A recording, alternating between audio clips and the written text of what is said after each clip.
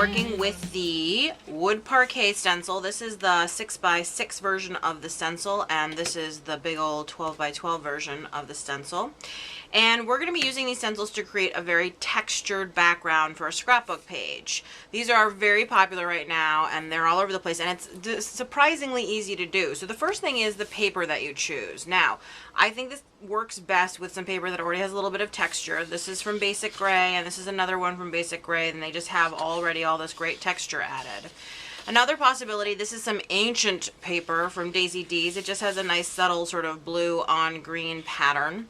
This is some October afternoon paper, and even a sort of more, it's vintage, but it's not in the kind of distressed look we're going for, but you can make it work, again, sort of tone on tone here. This is some paper from Studio Calico, and a tiny little writing on a white background, and actually this side would work too. Again, it has that sort of tone on tone. This is a fun piece of paper from Fancy Pants that I thought would work for this, especially with the wood grain stencil. And this collaged paper from, this is a printed piece of paper from Sassafras Lass, would be a great choice. You have to do almost no work, and it looks like you laid out all these papers by yourself. And actually the other side of this, which is sort of vintagey music notes, would work really well too. But I thought what we would use, since I thought it would be kind of fun, and it's the most aggressive of the papers, and I like a challenge, is this one by Fancy Pants. But before we do anything, I want to talk a little bit about gesso, which some people call gesso, and they are wrong. So I actually have about 4 different kinds of gesso in the house right now, but right now I thought I would talk about 2 different ones from Liquitex, the super heavy gesso and the regular gesso. And I just want to show you the difference between the two. So there, I just poured out some of the regular gesso, and if I open this big jar and I scoop some out here, okay, that's the super heavy. So I hope that you can see the difference. The regular gesso is more liquid. It's almost like the consistency of white glue or something like that. The super heavy gesso is a seriously thick, it comes to a peak kind of gesso, and that's the kind of gesso that I think works better for this kind of texturing technique. So here's what we're gonna do. And look, it left a ring on my paper, and it's not a big deal. I'm gonna actually, I don't waste not, want not when it comes to gesso. So gesso is a primer, and you use it usually to prime your canvas, but it dries very texturally, and I'll take some of that other gesso too. And I'm just using a palette knife here. You could, of course, absolutely use a credit card or a hotel room key, anything like that. Let me clear this away. So the first thing I'm doing is I'm just adding a little bit of texture by being a very bad knifer. And what I mean by that is I'm not doing a good job smoothing this out like cake or something. Then what I'm going to do is I'm going to take my stencil and I'm going to lay it down. I'm going to take this very thick gesso, and this is why the very thick part is important. And I'm just going to smush it through that stencil. Scrape a little bit. There you go, to get some of that. Oop, and some of the color is going to transfer, which is totally fine. Some of the color from my dirty stencil, and I think that's kind of a serendipitous thing. If you don't like it, you can, of course, clean your stencils, but, you know, life is so short to spend it cleaning stencils. Okay, and when I lift that away, you'll see I'm actually going to have 2 different kinds of marks. I'm going to have, there you go, the lines from the stencil, and then I also have some impressions where the stencil was almost used as a stamp, you can see on the back. So I can continue now adding any extra sort of texture with the stencil that I want. Boom, there's some more.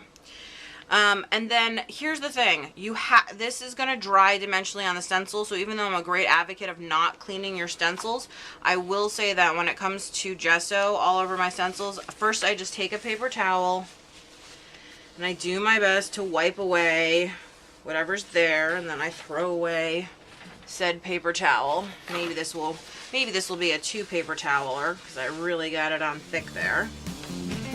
Please don't you do it to me, baby. No. Please don't you do it to me, baby. So now my stencil is clean and ready for another use. But I am not quite done with my background. I don't want it to be quite so obviously wood grain textured. So I'm going to add a little bit more gesso into the mix, and I'm going to knock down some of the little points where I see like it's too spot on, so to speak. Okay, because I just want a little texture from the stencil. I don't actually want to really see it. Okay, so now I've added all my texture, and I'm just going to let this dry. It takes an exceedingly long time for the gesso to dry, and it's very tempting to start adding other layers when it feels like it's first dry, but if it's not dry all the way through, you're going to end up with a gloppy mess. And in fact, I may be a little guilty of that. It's a little soft here. So we'll see what happens. So I'm going to use watercolor. You can use a lot of different things. You could use spray ink. You can use distress ink. You can use all sorts of stuff. I'm going to take a big brush, and I like to start with my color right in the middle. And you can see that the watercolor and the gesso are not going to get along the same way that the watercolor and the paper do. Or they are going to get along, but just differently. And what happens is you get a lot of visual texture because you've put down this layer back there. And now I'm adding some green to here. And I can continue to smush that out. Now, I've chosen these greens and blues because they're very high contrast to the background, so you can really see it. If you went with some more like reds and yellows, and I've just taken some red paint here and I'm splish splashing a little about, it would tend to fade in a little bit more to the background, which you may or may not want. So you can decide how much color is right for you. Some people are all about adding tons and tons of color, and other people just want little touches here and there. So just making sure all my texture is really happening here. And don't be afraid of mixing your colors up too.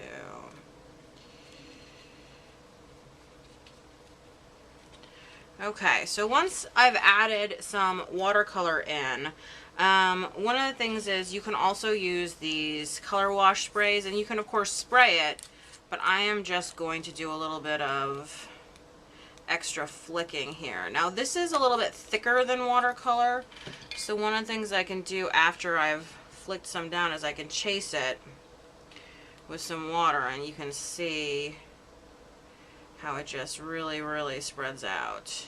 And that's a nice dark color. Still soft though, which I like.